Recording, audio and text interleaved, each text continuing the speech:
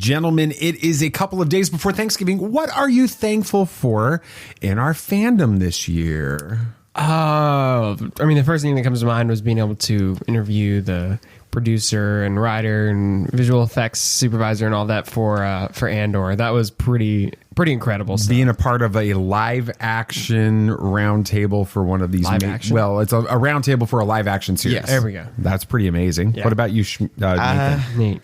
Yeah, his name's Nate, right? DC had a good year. DC had It's unusual. I'm very thankful for that. Dad? It is. It's a shocker.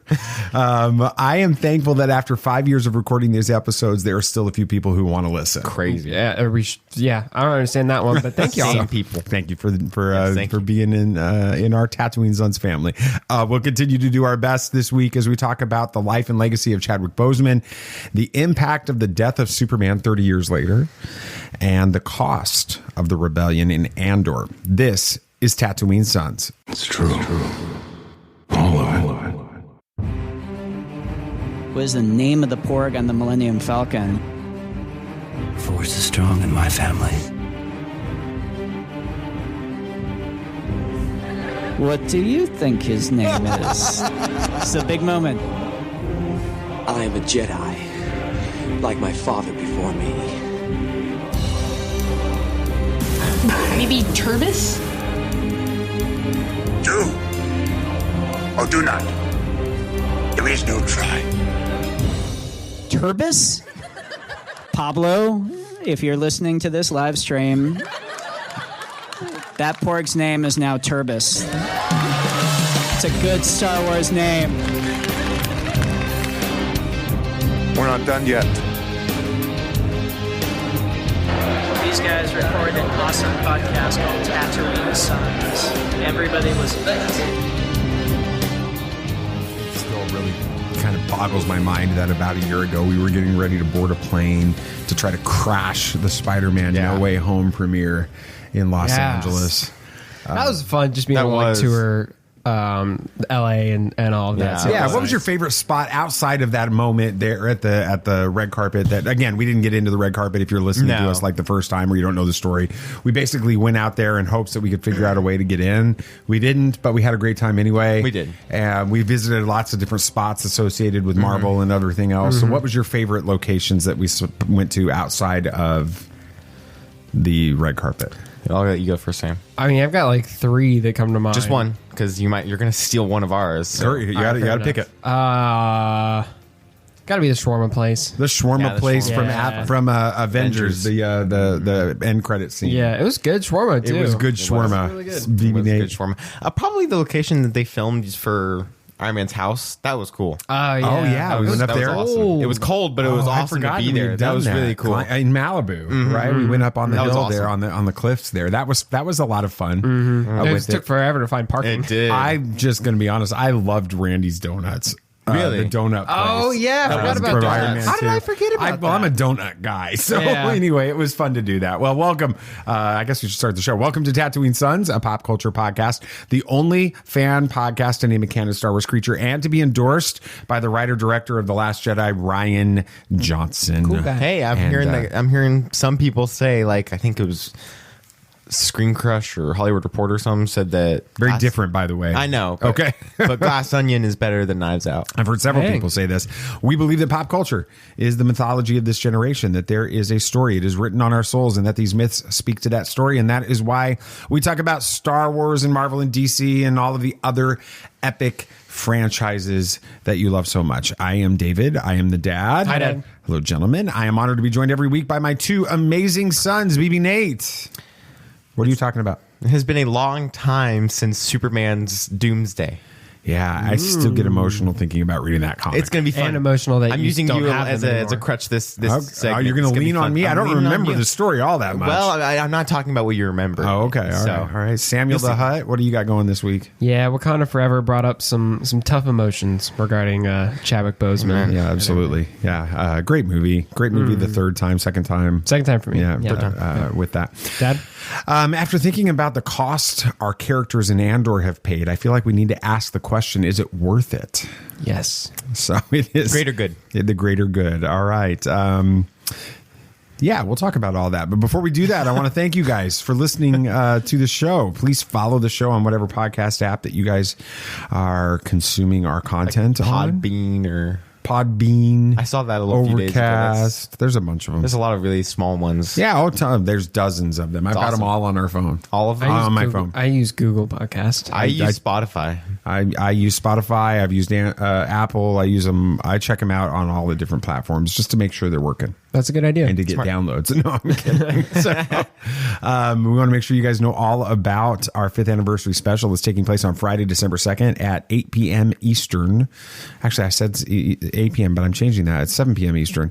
So it's 6 p.m. here? It's 6 p.m. here, yeah. 7 p.m. Eastern on, it's going to be on Fireside Chat, which is Mark Cuban's new streaming interactive video platform like that. It's going to be awesome. It's going to be a special video episode. We've got about a dozen different content creators and people that have been a part of the show over the years that are going to be a part of that, and you get to be a part of it too. So download the Fireside app on Apple if you have that. If you're on Android, I'm sorry, you can watch it on any of our platforms. You just can't interact, so I should probably just say that. I'm sorry. It's not my fault. I'm not Mark Cuban. I don't have billions of dollars, and it's not. And anyway, but yeah, download it and engage. And interact with us. I just got a notification on my phone from Fireside. Yes. Hey, would you look at that? Isn't that interesting? Timely. And then there's one other thing I want to make sure you guys. So you guys kind of know that the Twitter thing. There was a real concern Twitter was going to break last week because of all the people that walked out and all of that. And it's been an interesting thing. I don't think Twitter's going anywhere, but a lot of people have made the decision to move over in the Star Wars community, move over to a different app. I saw this. And try that. It's called Hive. I've been seeing posts about it, but I have no idea what this thing is. And so I went ahead and downloaded and created us an account on that. And I really like the experience. It's Instagram mixed with Twitter. It's basically if Twitter and Instagram had a baby. Okay. Isn't that Facebook basically? No, it's very different. You would have Hive, but the thing that's been awesome about being on Hive, which we're on there at Tatooine Sons SONS, that's why I'm bringing it back. You got in there early, so nobody took that handle. Well, that's part of the reason with it. But then it's been fun because the interaction has been so pleasant. It's like everybody that moved over there are the good people in Star Wars fandom, awesome. And so we've been having it's been like Star Wars Celebration. On your phone. That's awesome. That. It has. It's been awesome. So I encourage, and the interaction is cool too because you've got these major creators or people that are on there that don't have 200, 300,000 followers. Mm-hmm. They've got a few hundred. And so their interactions are more personalized too, because they see your interactions and stuff. Mm-hmm. So it's been a lot of fun. So cool. I encourage you guys to check it out. We're having a great time on that. And we would love to have you follow us or whatever. I think it's, I can't remember what there was like terminology regarding it, but I don't remember what it is. Anyway, just find us and hit that button. I think it's follow. So anyway, all right. Enough talking about what we're going to talk about. Let's talk about what we're talking about. Yes, sir. All right, BB Nate. All righty. 30 years ago, Superman died. It was very sad. Well, he came back pretty soon after. It was still a shocking event and changed Superman forever. So let's talk all about what the death of Superman meant. Have you ever danced with the devil in the pale moonlight? Yeah, I can fly.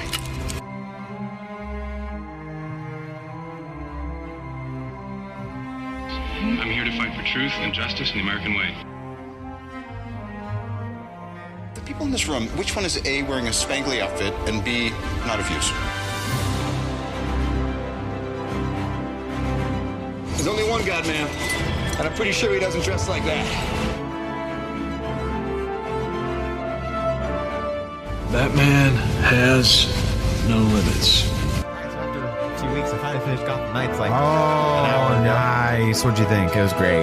Yeah? Great. Can you talk about the ending without spoiling it? No. No, I don't want to hear anything. I can't. But how close am I?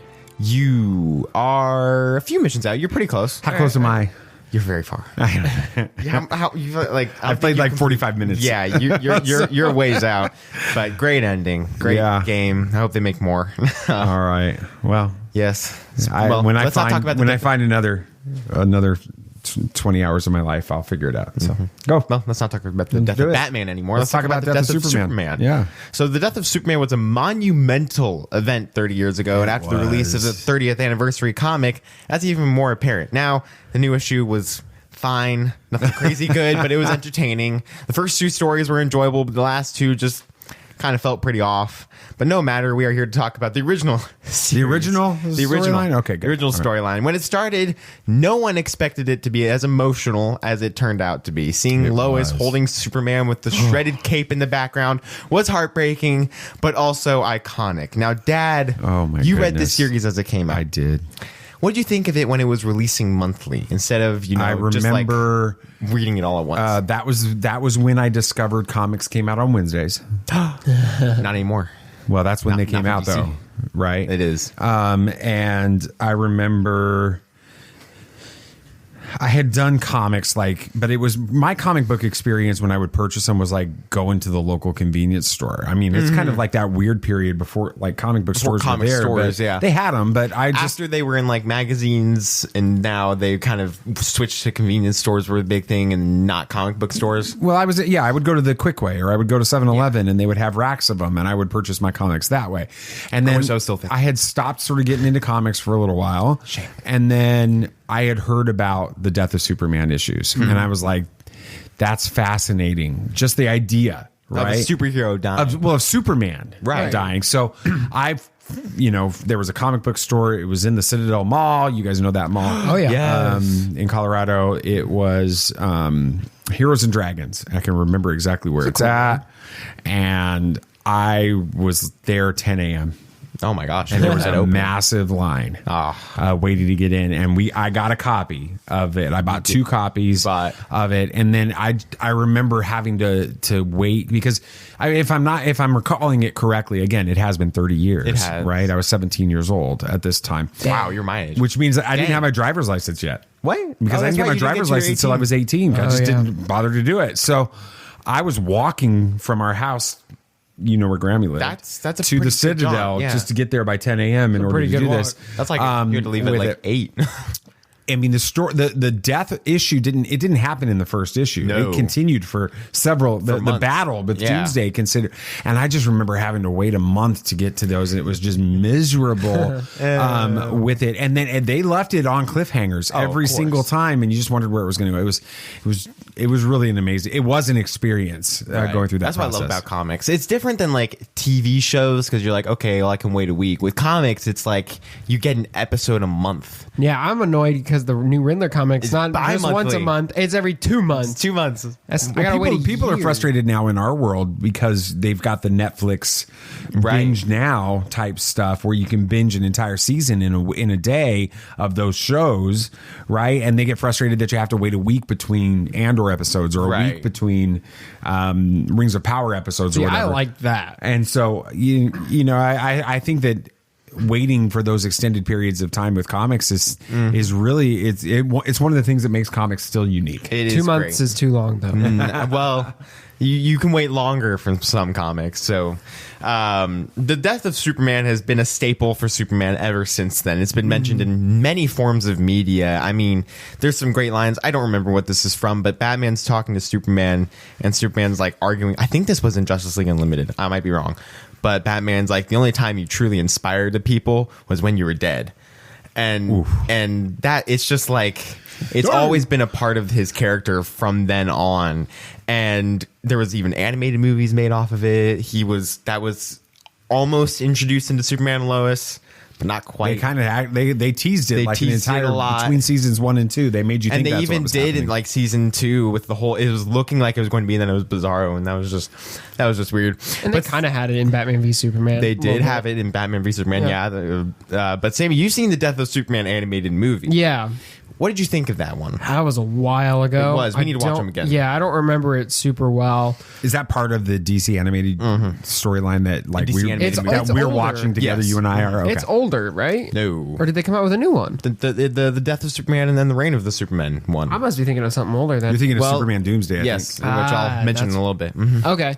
Man, I don't really remember this one super well. I guess I'll have to watch them again. But the storyline at least is super interesting. I love it. I mean, you've got this creature who rivals that of Superman, and Superman's touted it as this indestructible, for lack of a better term, god in DC, right? whose only weakness is a green glowing rock. And now you've got this creature who doesn't have a green glowing rock and is still able to hurt Superman and eventually kill him. And that's just such an interesting concept in my mind. It's like Superman isn't, all powerful, isn't immortal. Like, he can be hurt. And Doomsday is such an interesting character. He looks awesome. Love it. So he's great. But Dad, you watched the first adaptation of this storyline in animation with Superman Doomsday. Did that movie give you the same feeling as you were reading the comic series? No, it was disappointing. It didn't. It was a feel very like the same disappointing story.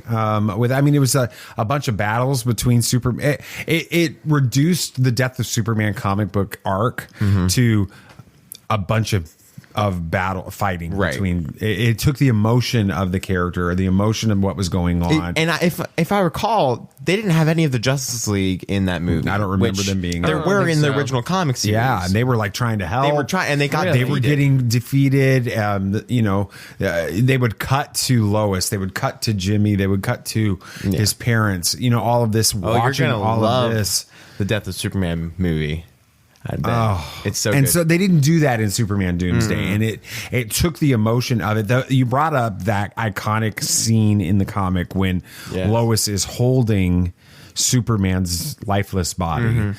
That scene it hits as hard as it does because it's been building towards that moment, not just let's put a battle between these monster characters with it. And I think that's the problem that I had with Superman Doomsday. Yeah, it took the emotion out of it and tried to just make it a battle movie. It was a disappointing movie, that's for sure. And that's widely regarded a disappointing movie in fandom as well. People didn't like it. But then they came out with the new one, and all was right again, because I haven't gotten a chance to see that. That was very good. It's both of them. Reign of the Superman is good too. But there was one part of this series that was also very important to Superman. Doomsday, an instant classic villain that has been in so many things since that series. Really? Video games. He's been in a lot of different things. Oh my gosh. Like, you can play him as a character in Injustice. Like, really? He's been in TV shows and so much more. His intimidating presence with the sheer power that he has, he was terrifying and imposing. So, Sammy, you touched on this a little bit, but what do y'all think of Doomsday? I'll go with you first, Ed. The thing that I remember reading the comics and thinking about Doomsday is, how can Superman defeat him? Because every time that he would injure him, Doomsday's body would come back stronger. Right. And so it got to the point where you just like, there is no hope here. And and it's an interesting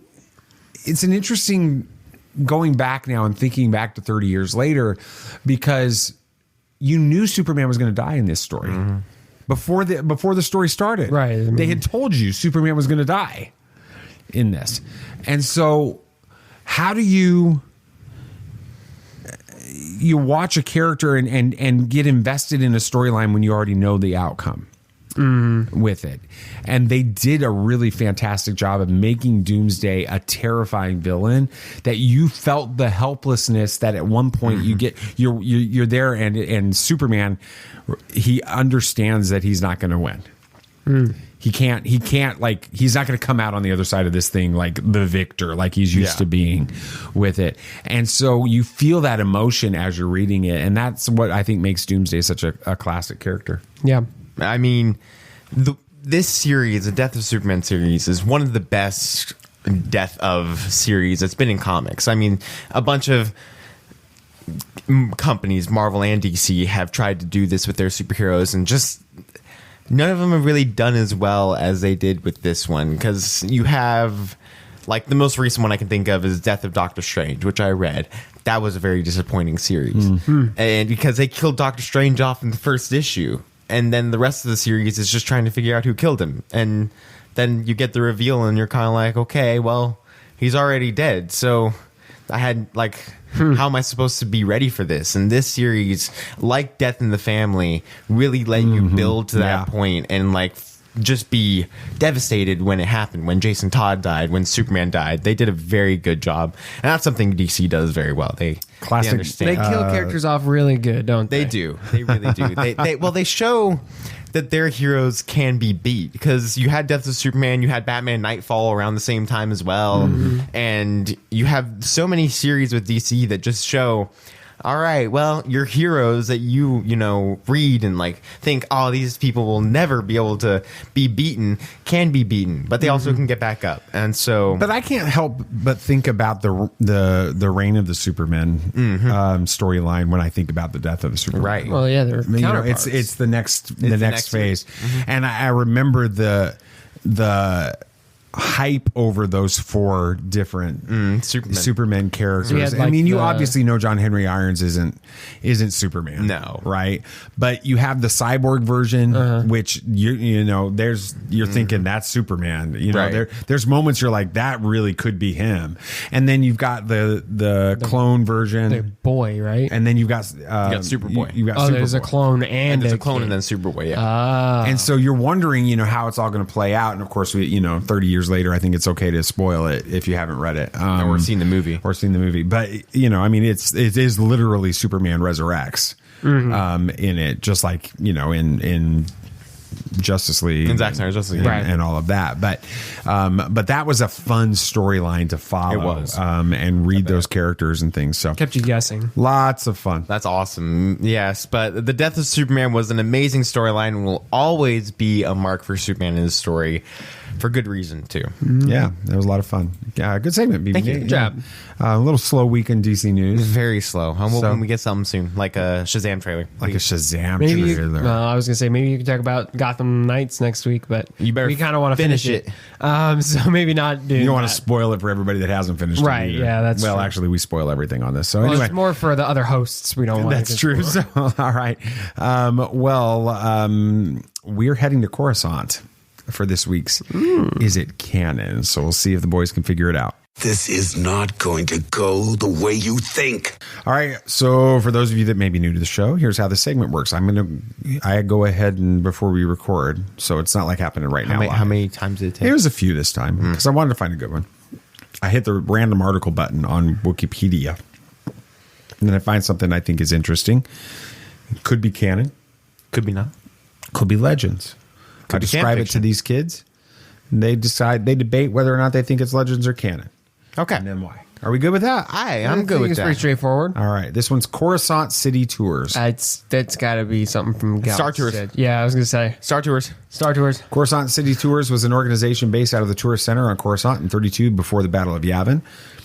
Overseen by the tourist director. For the price of a ticket, a passenger could embark on a tour transport and take a famous tour of Coruscant's sites, including Monument Plaza, Kalakor Heights, the Jedi Temple, and the Senate Building. Tickets were considered difficult to obtain. Masameda had a pair of these tickets, paying 100 Republic credits each for them, and then unable to use them, they were sold to Captain Panaka at half price.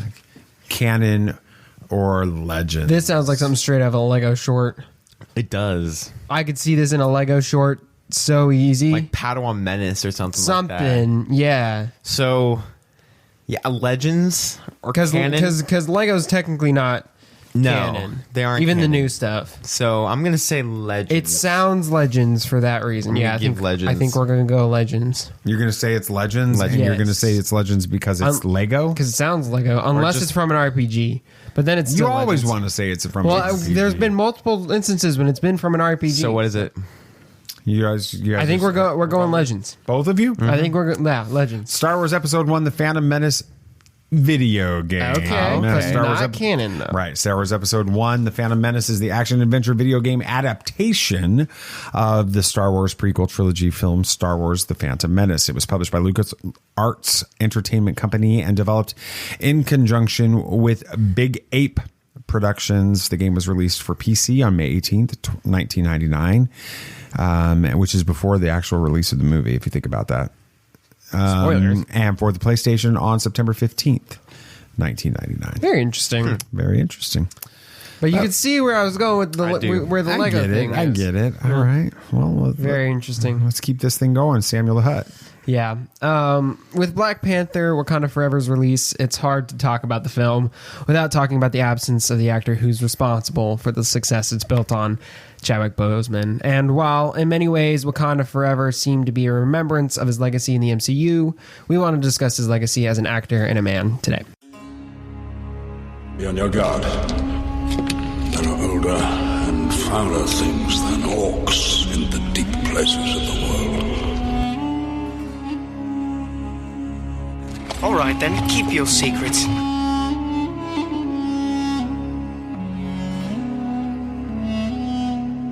Your coming to us is as the footsteps of doom.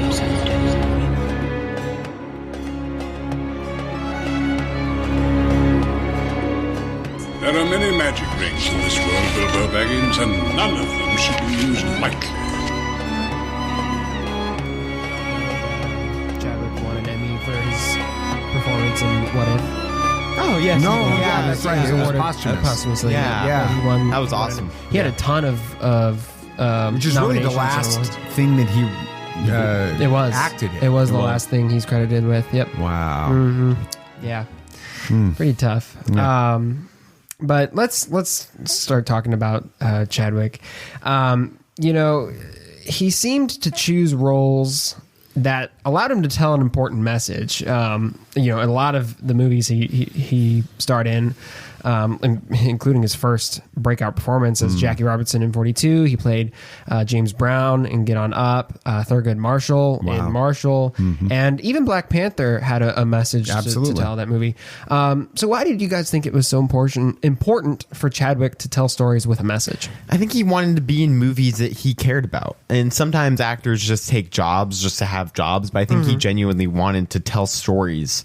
He was a storyteller himself, and he was going to be in movies that allowed him to tell a message and allowed him to share his thoughts and share what he wanted to tell. I mean, 42 is an amazing movie, and I can't speak for these other ones, but I'm sure that they are great too. Get On Up, I saw it a few days ago, and I thought, yeah, that might be a fun movie to watch at some point. But Black Panther and everything, he always put everything into the roles that he had, and you could always tell he was passionate about the movies themselves and not just being an actor. He wanted to tell a story. It is interesting to think about outside of the Black Panther character. He seems to sort of gravitate towards biopics with this, and I think that's because he saw his opportunity to act, and it may have come because his first big break was Jackie Robinson in 42, and so he sort of moved Stuck into with what he knew. Almost a typecast type situation. But all of these stories are really important stories that he told. Lots of civil rights and just characters that are not just important characters, but complex characters. James Brown being a really complicated individual and story with that. And then Thurgood Marshall, the first African American Supreme Court justice. I mean, he goes through and is able to help modern audiences reconnect with stories from history that are important for us to be going back and reconnecting with. And so then when you move from that to Black Panther, I could see why some people might have been critical of him moving into that role. I do remember we watched a little bit of a documentary about Black Panther the other night, Nathan and I did, and he thought that it was just a cameo role in Civil War. And really? So he didn't think it was anything more than that. And when he signed up, he just thought it was going to be a cameo. With it. But I do think that when we get to Black Panther, that film allows a story to be told in the MCU universe that is as important in that universe as these other stories are in ours. And I think that's what makes it such a fascinating series of choices for him. Yeah. But on top of telling stories, Chadwick also focused on making a difference and helping those in need. He often worked at multiple cancer facilities, bringing hope and joy to the kids there as they saw T'Challa come to give them words of encouragement. What do you guys think about the fact that despite his battle with cancer, he still took time to help others going through similar experiences? I think that while, yes, that's commendable and amazing that he did that. I think that the thing that makes it more amazing to me is that he was going through cancer and wasn't telling people about this. He didn't want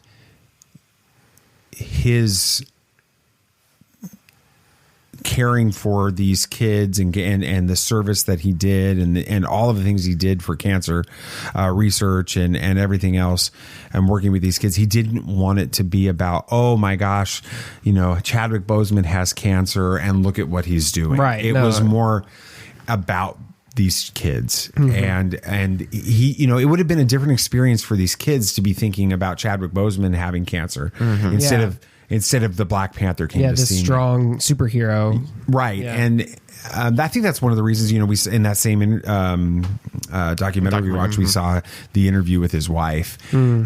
She's sharing, stories and how hard that was for them during that time.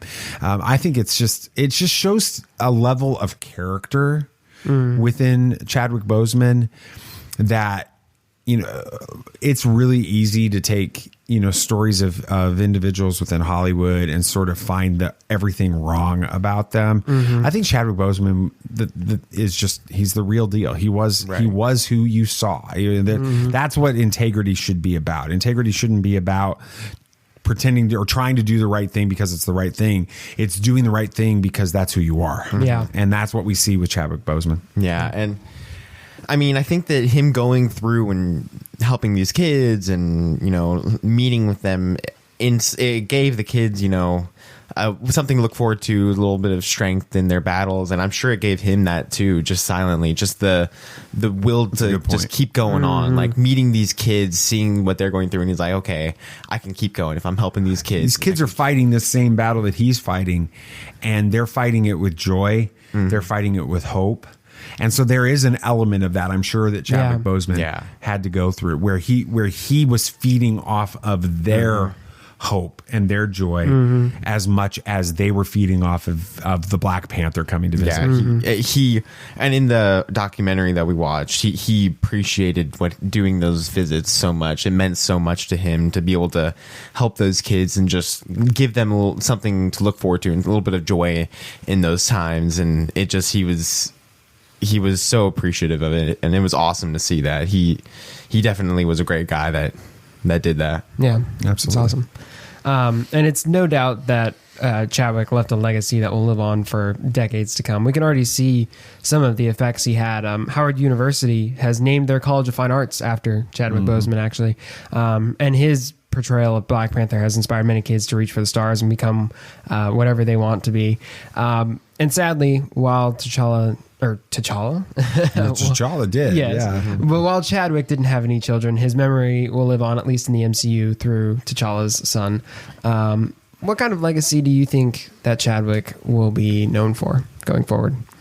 It's going to be hard to say, because in some ways, while Black Panther is an amazing character, and you can't tell the story of the MCU without that, and you'll never think of the MCU without thinking about Chadwick Boseman. I fear that Black Panther will now overshadow his other work. And I think that, we need to make sure, if you're a fan of the Black Panther films and you're a fan of Chadwick Boseman's characterization of T'Challa, and you haven't seen, these other films, we need to go back and we need to watch a couple of them ourselves. But I want you to make sure you spend some time, watching some of his other films, and because those stories are true stories and they're real and they're important stories. And so they're important to him too. And they were important to him as well. Exactly. So, yeah, I think that his legacy will be felt. And I mean, even in that documentary, his wife was talking about, they didn't have any children, but the people that he helped support through the Fine Arts Center, through Howard University, and the Chadwick and his commencement of that and now everything, he's like, those are his children now. Those are his legacy. Those kids will be who he is now. And so, because they are who he was, actors going to Howard University, going to the fine arts program. They're who he was at that time, going into this new world. And so, he's gonna leave a big legacy, and we already felt it now. Yeah. You've asked us a lot about our thoughts on Chadwick Boseman, but Sam, what are some of your thoughts on him as you process, all of the things that you were thinking about as you prepared for this segment? Yeah, I mean, I already knew he was a pretty stand-up stand-up guy, for lack of a better term. But upon researching it and realizing, no, he really was just a good, kind guy who never wanted, a pity party. That's a kind of a he didn't want anybody to feel sorry for him. Yeah, no, he up until his passing, he hardly told anyone of his illness. He kept working because he knew how important it was and what an impact it made on everybody.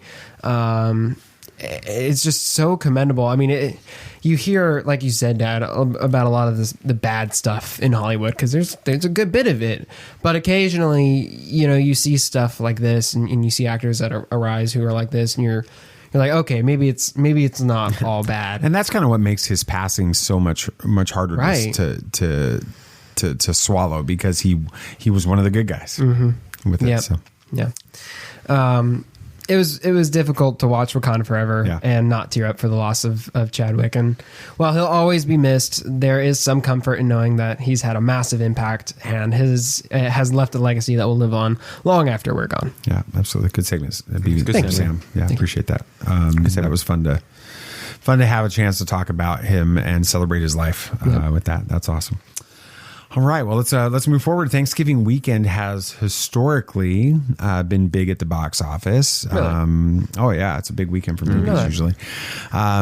Is this the weekend that the cinema puts the pandemic behind it?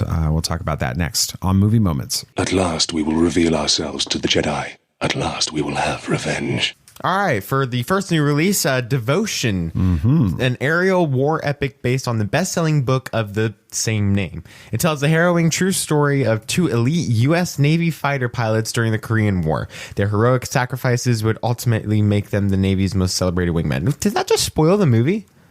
No, I think everybody pretty much knew that was going to happen.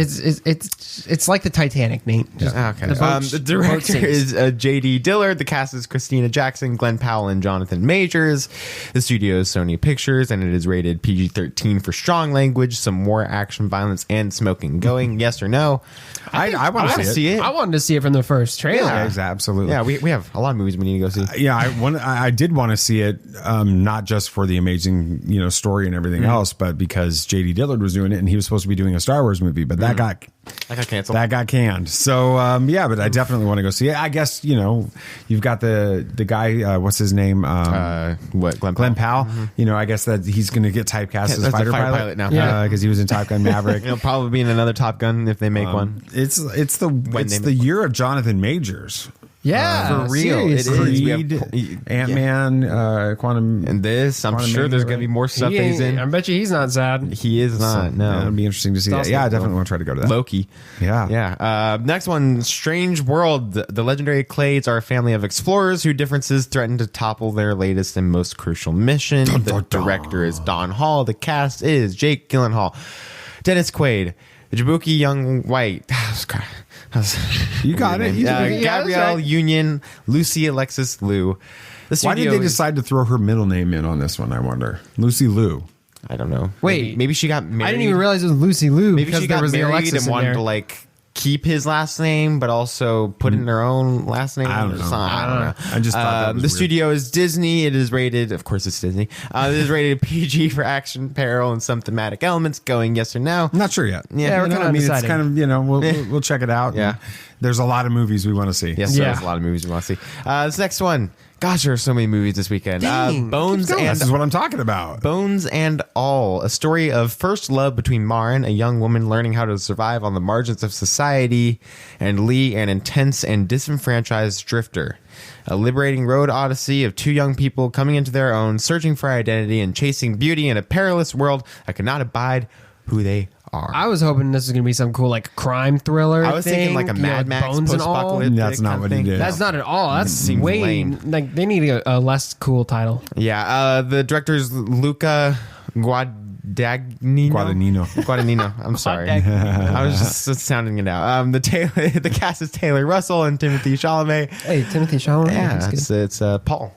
The studio's United artist. Yes, is rated R for strong, bloody, and disturbing violent content. Dang.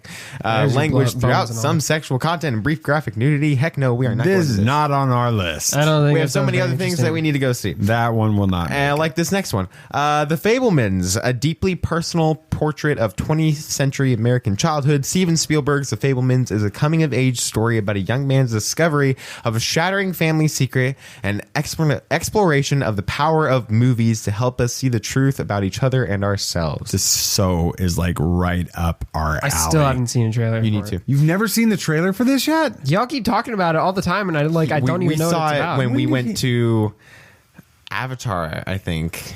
I've seen it like 3 times. I've never seen it. I've only seen it once, and it was just when we went to Avatar. Wow. Okay. The director is, of course, Steven Spielberg, who said this is kind of just Swan Song? a memoir of his childhood.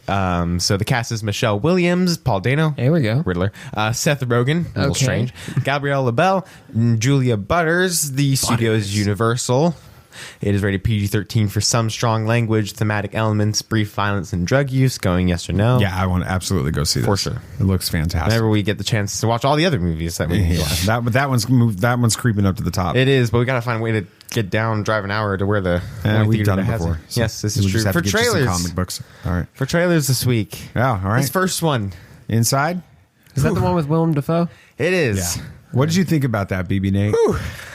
That looks weird, twisted, freaky, but very intriguing. And like I can't. Okay, what's it about? So Willem Dafoe plays an art thief who goes into a top security room to steal a bunch of art from this person's penthouse. Right. The alarm goes off, locks him inside, and eventually starts turning up the temperature super fast, turning off all water, and he's stuck inside there and he can't get out. And then he goes crazy. I don't think that sounds interesting. The trailer looks good. What do you think, Dan? Not interesting. I didn't watch the trailer. You gotta watch the trailer. You gotta watch the trailer. You're the trailer guy. So. Yeah, we'll watch that later. But the next one, Puss in Boots: Last Wish. It looks the same. I mean, the trailer. Yeah, it's about what you'll expect. I did not realize that the first Puss in Boots was nominated for the Oscar. It was for best animated. Really? Film. Mm-hmm. I mean, I remember liking the movie, but it wasn't that good. And so that's why I'm kind of like, maybe I need to rethink this. But every time I see a trailer, I'm like, it looks okay. Yeah. I like the animation style they went with. Yeah, this that's time. true. It looks good. Cool. It does look good. But for box office results this weekend, Black Panther still strong. 67 million with 546 million worldwide. That's Marvel for you. Good job. Yeah, very strong. It's not surprising. For number 2, The Menu with 9 million domestic. Pretty standard for Yeah, I think it was the right weekend for them to pick that. It's pretty standard for a Searchlight Pictures movie. In third place, The Chosen, Season 3, Episodes 1 and 2 with 8 million domestic. They released that in theaters and it did well. Huh, that's awesome. I think that's great. We've never seen a single episode of The Chosen. Nope. I'm not really sure I want to. Me neither. Yeah. Anyway, I mean, it's weird. I know most people that are listening to this show that know that we're Christians probably gonna be thinking, why didn't you? Aren't you excited? We've tried. I think Mom tried to watch. I've read the real story. Right. You know, I don't know if I want to. I don't need an adaptation. I've got people that are like all the time, friends that are like, you've got to check it out. No, trust me, you're going to love it. And then I come back and then I'm just like, I just don't want to watch it. But anyways, right. I know. I get it.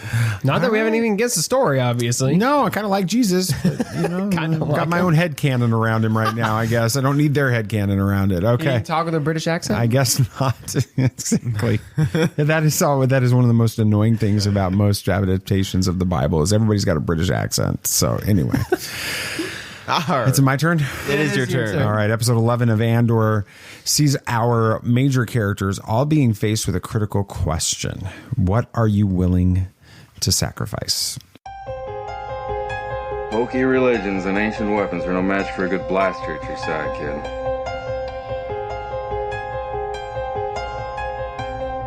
Rebellions are built on hope. Force is with me, and I am with the Force.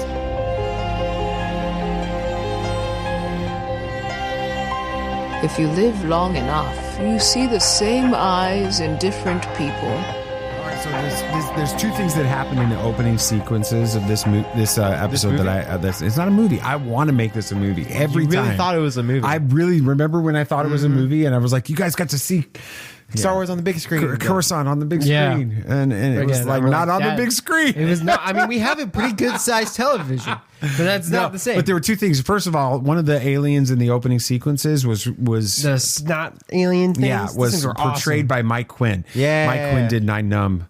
In Return of the Jedi and all this. This is his first on-screen Star Wars speaking credit. That's awesome. In history. Yay. That's and so cool. I congratulations, Mike, for that. Second thing is I was super pumped. I don't know why I'm still so excited about this, but I am super pumped that we got to see a quad jumper flying. Yes. Right. Thank you. That was and awesome. it was still a piece of junk even back then. It was. I'm like, and so my headcanon has that ending up on Jakku, and that was the one. Makes sense to me. With that. So let's talk a little bit about some of these characters because the idea of loss and sacrifice in this series, in this episode specifically, it seems like the last couple episodes seem to be coming together for me, and it was something that my head started to wrap around as I was preparing for this episode. So we know that eventually Cassian is going to end up sacrificing everything. Spoilers for the rebellion. Hey, obviously there's a really powerful moment at the end of this episode that foreshadows the end of Rogue One. What did you guys think when he was standing there on the beach looking off? Yeah, and all come on. They lingered on that for a little bit too long. Oh man, why you gotta do that to me? Yeah,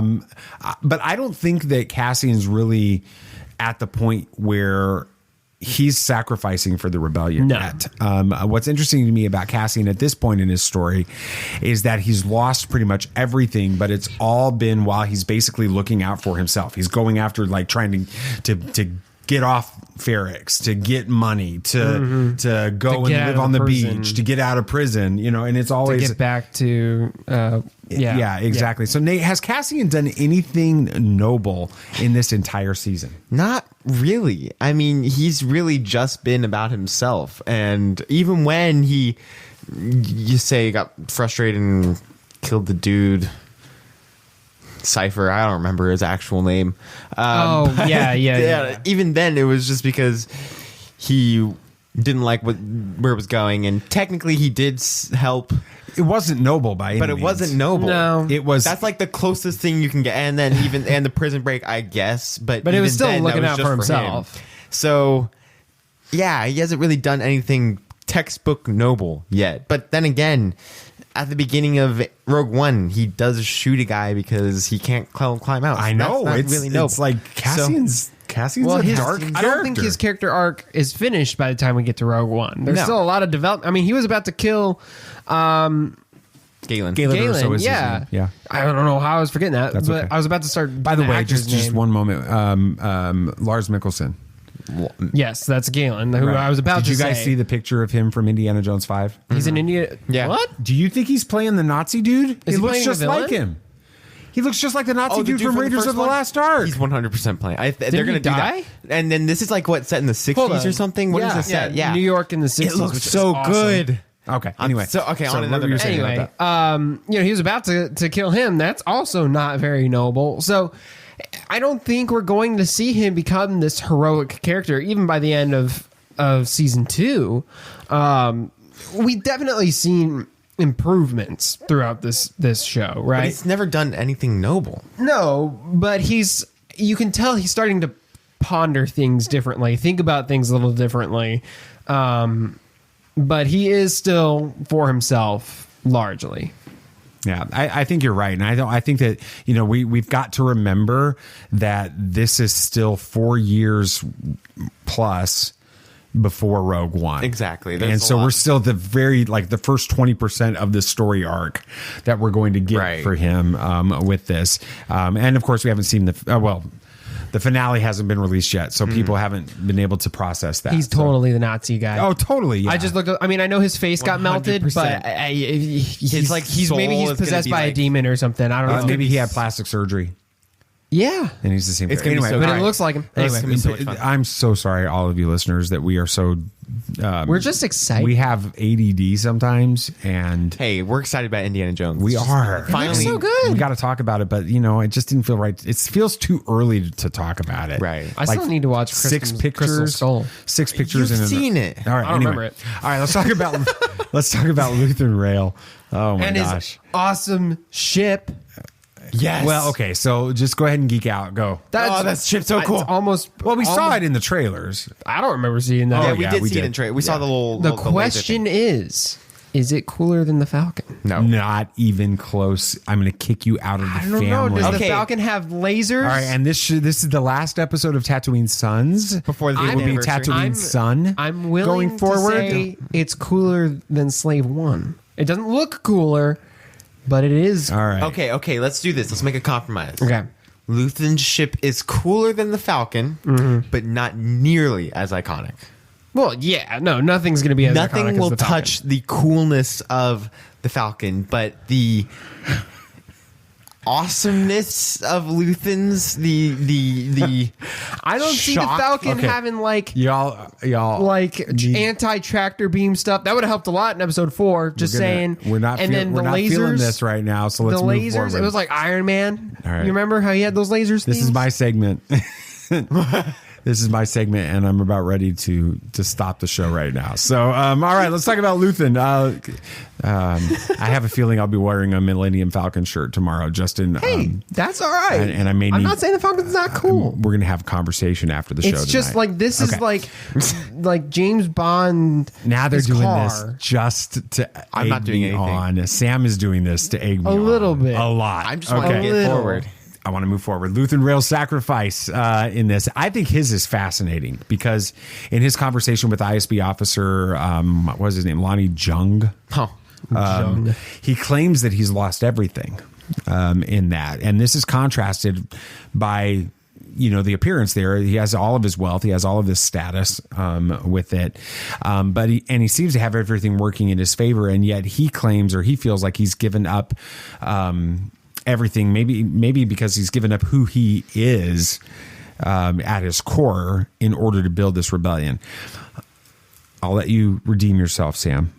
Oh, okay. All right. We're not talking about the Millennium Falcon anymore. Luthen talks about basically losing his soul in the cause of the rebellion. And we usually see the rebellion as kind of being honorable, right? We talked about that with Cassian a little bit because they're on our side of the fight. They're our team, right? We're rooting for the good guys, right?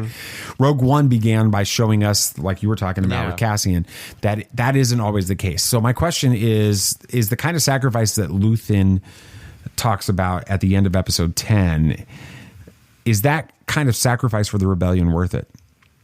I mean, it's kind of the whole question, like, do the ends justify the means? You know, ethical dilemma. And I mean, of course, I'm inclined to say, yeah, because ultimately it's for the better. Obviously, the Empire's horrible. This entire series has been showing that the Empire is horrible. But that doesn't mean that maybe there's a better way to go about it to where you don't have to, like, lose your sense of self and your soul. So I don't know. It's kind of one of those ethical questions that have been pondered for hundreds of years now. I'm not going to be able to answer it in a 15-minute podcast segment, but I feel like sometimes sacrifices are necessary. I mean, you look at the real world, and I'm certain you look at some wars in history, like the American Revolution and stuff like that, and I guarantee you there's some not pretty stuff that they don't put in the children's history books, So I think it's kind of a necessary evil in some ways. Yeah, I think that sacrifice, as we've talked about, is a big deal, and it has been in this, and Luthen understands that. He understands that he has to sacrifice, but eventually there will be good that comes from it. And he even says that in his speech from the last episode. He says, I fight for a sunrise I'll never see. Mm-hmm. And so that's such a powerful line. He understands that he'll never be able to see a world where the rebellion wins. But he knows that whatever he has to do in this moment will help others be able to see that sunrise, be able to see that world. And he wants them to be able to feel that instead, which is noble. That's noble right there. But he's very all into the rebellion in this. Like Cassian. He's basically what Cassian becomes later on, just in this moment. Right. He's all bought in. But Yeah, Luthen is an awesome character. I hope we see more of him. We will. I'm sure of that. Oh, yeah. You know, it reminds me of Dietrich Bonhoeffer, which, if you're not familiar with him, he was one of the greatest theologians of the 20th century. He was a German, and he was a pacifist. He built his entire framework of Christian faith and practice, the way he lived, off the Sermon on the Mount, and he was passionate about that. And, you know, in the Sermon on the Mount, it talks about turning the other cheek and praying for your enemy. And so he became a pacifist. And then he kept seeing and hearing and learning more during the Nazi regime, living in Germany, about what was happening to the Jewish people. And the more he learned about it, the more he struggled with pacifism, down to the point where he became part of the conspiracy to assassinate Adolf Hitler. Dang. And he had to reconcile that sometimes you have to do things for the greater good in this situation, but it should never be an easy decision, right? With that, and I think that's really kind of the same type of thing that's going on with Luthen Rael. I think it's fascinating with it. Then we have Bix Caleen. We see her; she's caught up in this rebellion. She knows what she's part of. I think she seems to have understood the risks, but at this point in the story, she's lost her lover Tim Carlo, the guy that betrayed Cassian and then got himself killed in the process. Don't kind of can't say I'm don't sad. do that. Yeah. And then she went on. Goes on to lose her mind, basically, because of the horrific torture techniques of the Empire. With this, Nate, do you think that Bix and others like her truly understood the risks they were taking when they became part of the rebellion? No, I felt like they didn't like the Empire, and we're going to do things against them. But I don't think they fully understood the consequences that could be from that. And I think that the Empire showed who they really were, and I feel terrible for the people that had that happen, and we see it all the time in these stories, and it's awful. I mean, we see like Kashyyyk in Fallen Order, and how the Empire is dealing with that, and it's really just horrible. And none of those people, I'm sure, really knew what they were getting into when they got into the rebellion. And Bix surely didn't. I mean, it reminds me of Luke Skywalker in A New Hope. He was like, "Oh, you've heard of the rebellion against the Empire? Like, woohoo! Let's go join the rebellion." And this is like, no, this is war. Yeah, right. I mean, you hear stories. I hear stories of kids who join the military, and let's be honest, sometimes war is gets romanticized. Yeah, absolutely. I mean, especially with a lot of like modern games and stuff too. It's very much romanticized, and kids are like, "Oh yeah, I'm going to go fight for my country," which is absolutely honorable, totally respected, but they don't realize the real sacrifice that comes with it and how gruesome war really is. I'm not speaking from experience, obviously. I have no idea, but I've heard stories about it, and that's very similar to here. I mean, they have absolutely the right motive. The Empire is horrible. They need to stop it. They want to stop it, and they're willing to sacrifice some stuff. But I don't think they realize just how far they were going to have to go for this cause. Well, and then you throw in the fact that not only is it sort of romanticized, but I think about like in our real world with 9/11 and sort of the aftermath of that. I mean, one of my best friends from growing up, he joined the military, he joined the army, and he was in Afghanistan, and he saw things. I remember having dinner with him in Oregon several years ago when we were up in Seattle. I'd driven down into Oregon to have dinner with him because he was in the area, and that's the first time we'd ever really talked about what he'd gone through. And he was, crying at this dinner and talking about the horrors that he'd seen. And then thinking about the fact that he's telling me the story of, he was responsible for when people got to leave to fly back, like putting them on the airplanes and shipping them out and the schedules for that. And he was scheduled to leave on Christmas Eve to fly home from Afghanistan, and he changed the schedule for a close friend of his so his friend could fly home and make it home by Christmas, and then he was going to come home the next day with it. And as the plane took off, it was shot down by a Stinger missile that had been sold to the Afghans Afghani's Taliban, years earlier by the United States, and ironically, and they took it out, and his best friend in the military was killed, and it was his fault, and him having to live with that. I mean, that's the kind of stuff that happens all the time. That's why you can't mock PTSD and the things that people come back from these conflicts facing. It's terrible, and I think Bix kind of, to me, sort of personifies that type of a person in this story. I mean, if you think about it, she wasn't even really that involved in the rebellion. She just kind of brokered some deals. I mean, that's it. And look at what happened to her. Exactly. And then, of course, we've got Mon Mothma. And she kind of appears to have sacrificed nothing but credits. All the way going back to the 15 years since the fall of the Republic happened and the rise of the Empire. But she's still got her title. She still has her status. She still has her influence to an extent. She's losing that because she's losing credibility in the Senate. But at this point in the story, she's being asked to sacrifice something infinitely more important than all of those, her daughter, Leda. Sam, is that a line that Mon Mothma should cross for the rebellion? Oh, man. I mean, again, it's like, it's for the good reasons. But at this point, I kind of want to say no, because it's not your life you're making the decision with. This is affecting somebody else's life. You're making the decision for them at this point. While with Luthen, that was his own morals and his own decisions he had to live with.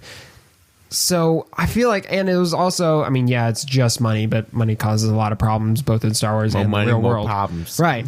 Thank you, Nathan. But I feel like there are other ways to get around this. Like, it's just money. You can figure her freaking cousin, Vel, who apparently has Vel, I don't think you picked up on this in this last episode. She rejected her status.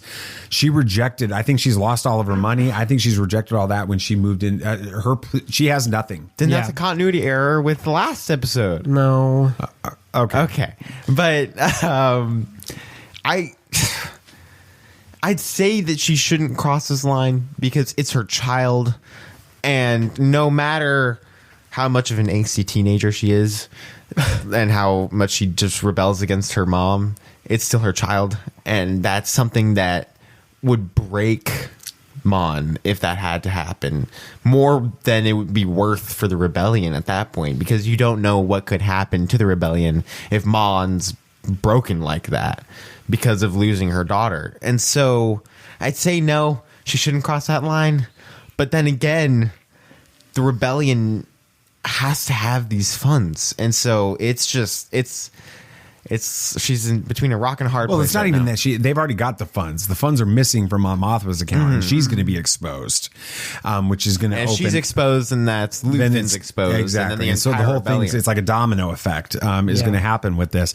I don't think she should cross the line, but I also don't know that she won't. And from one, it's a storytelling aspect or story element aspect. We don't know of her daughter at any point in the future, her daughter or her husband after this series. This was all happy family new of this. Am I the only one that's starting to think of maybe Mon Mothma is so? Because in the story going forward, especially the novels, we read Bloodlines and some other stuff. Yes. The relationship between Mon and Leia is super tight. The name is almost the same. Now, don't get weird. I'm not going to make them the same person. I'm not. Okay. The name is almost the same, right?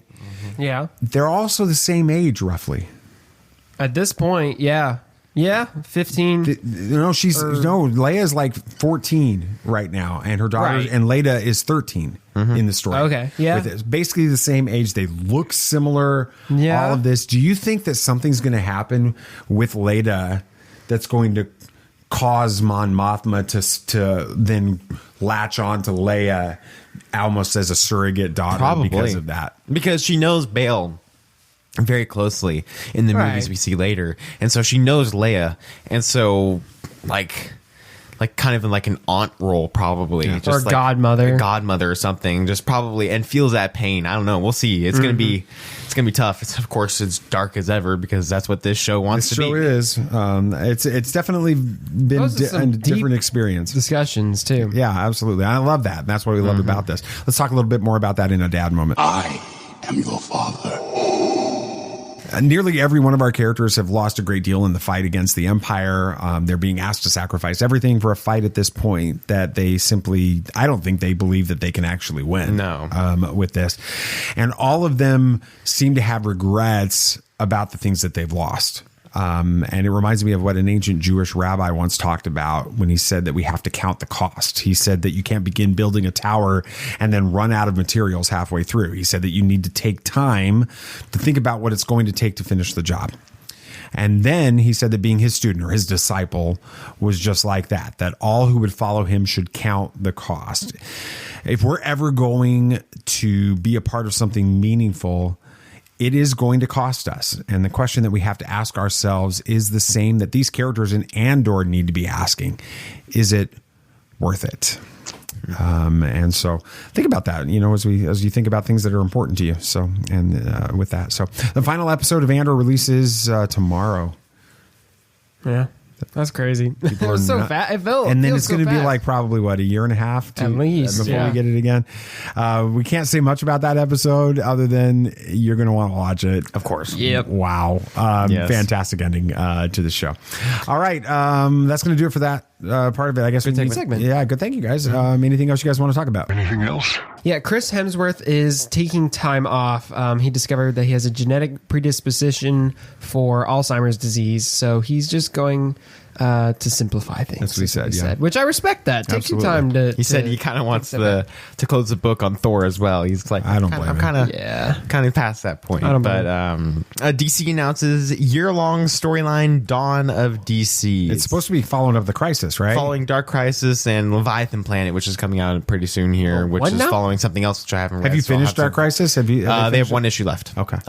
But it's great, and I'm excited. It's going to be awesome that this is definitely going to be like the rebirth and a New 52 rebirth and all that stuff. That's so cool. It's going to be the next era of DC, which is great. Cool. Very cool. There's a rumor out. It seems to be getting confirmed by different sources that Star Wars Jedi Survivor release date will be revealed in December along with a new trailer. Nice. Let's go. It's going to release in March like everything else. Yeah, exactly. With that, all right, that's going to do it for this episode. Thank you so much for listening to Tatooine Sons of Pop Culture Podcast. We appreciate it. Yes, if you had a good time listening, it would be awesome if you could share this with friends and family. Please. All those people. Please. All right. And of course, the show is only a small part of the Tatooine Sons world, so be sure to like us on Facebook, join the Facebook discussion group, and follow us on Twitter to get on Hive. And Hive. And Hive now. Hive now at Tatooine Sons, all the same. And keep up to date with everything we got going on at TatooineSons.com. That's right. Don't forget to follow the show on your favorite podcast app so that you don't miss our next episode, and then give us a review on Apple Podcast or Spotify or whatever podcast app you prefer. Like we said, there's like 940. You can't do a review on Hive. What? It's not a podcast app. I mean, you could like tweet. Oh my gosh, or tweet. Buzz? Buzz. I don't know what they call it. We're going to call it Buzz. I got to figure it out. You could buzz. Yeah, sting. I don't know, something. That has a negative connotation. Anyway. You could buzz about Tatooine Sons and be like, they're great. I love them. You could. We would count that as we would a be honored, and we would reciprocate if we've listened to your show. So if you want us to, we'll send it if to you us. have a show. That's if right. Not, we'll just say if you're not, a cool dude. Just you're awesome. Or lady. That's right. All right. All right. And happy Thanksgiving. Yes. Happy Thanksgiving. I hope you have it. If you are in, I guess it's more of a United States kind of thing. Yeah. Since it's got to do with pilgrims and stuff like that. Right. You know. We hope you have an amazing Thanksgiving. Yes. And if it's just another Thursday for you, have a good Thursday anyway. So with that, and anything else you guys would like to say? May the Force be with you. May the Force be with you. May the Force be with you always.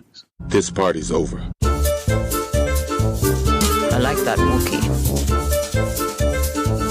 Don't get technical with me. Joy, please.